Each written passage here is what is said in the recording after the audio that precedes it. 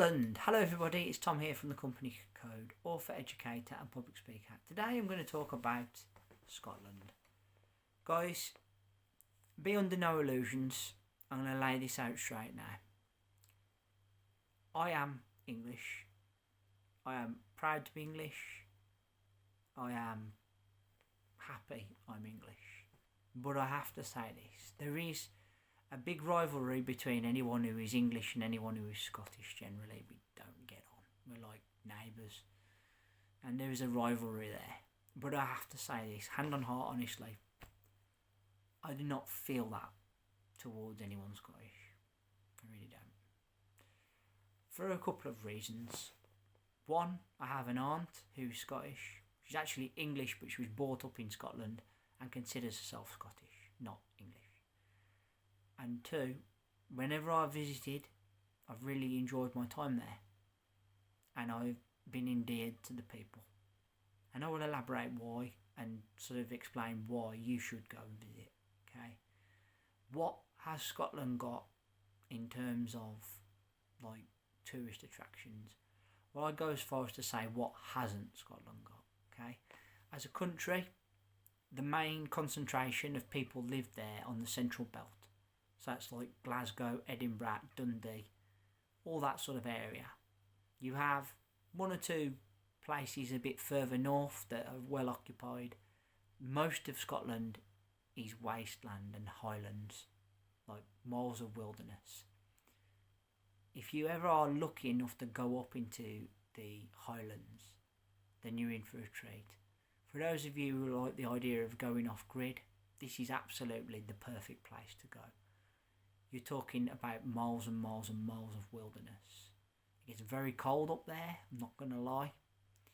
But I have to say this, I would happily disappear up in a cabin in the woods up in Scotland for a couple of weeks and live off the land. That would be fantastic and my idea of a good time. That's just me, I guess. Anyway, Scotland as a country. Well, it's the only place I've been, in any place I've been, where the people can't really seem to do enough. And let me elaborate on this, okay? So, let me paint the scene for you. It's about 2011, it's a long time ago, 10 years ago. I'm walking down the street in Edinburgh, Scotland's capital, okay? I'm trying to find my way. I'd walked less than 100 yards and 3 people have asked me if I'm okay and I need any directions. That never happened to me anywhere else. Straight away, big thumbs up.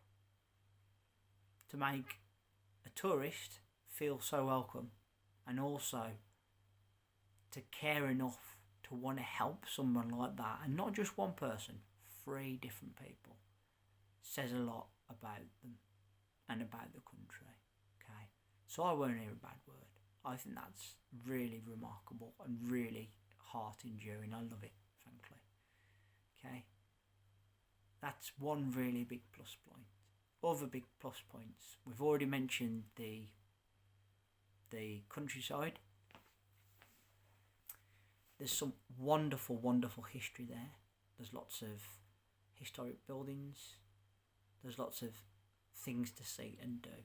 You know, Edinburgh as a city is incredibly cultural. Pretty much like most major cities, it does have that feel to it, you know. I went up there to visit to see the Fringe Festival. The Fringe Festival is a comedy and live act festival that is on every year without fail. Usually around August. You get a lot of comedians, you know, and some that are well known and some that are not well known and trying to make their name, going around doing their acts. You see street acts as well. In short, you're in for a real treat. And I honestly think that that in itself is something to really enjoy as well. Okay? Then you've got the the sort of party atmosphere. These people love a good laugh and a joke, and they are fun. Honestly, they are. I can honestly say that.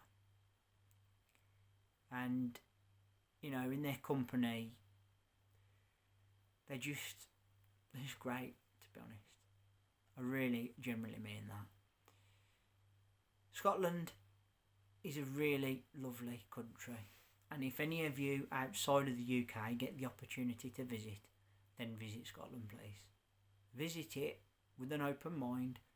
Visit it believing deeply in your heart that it is all of the things I've said and more, because it is.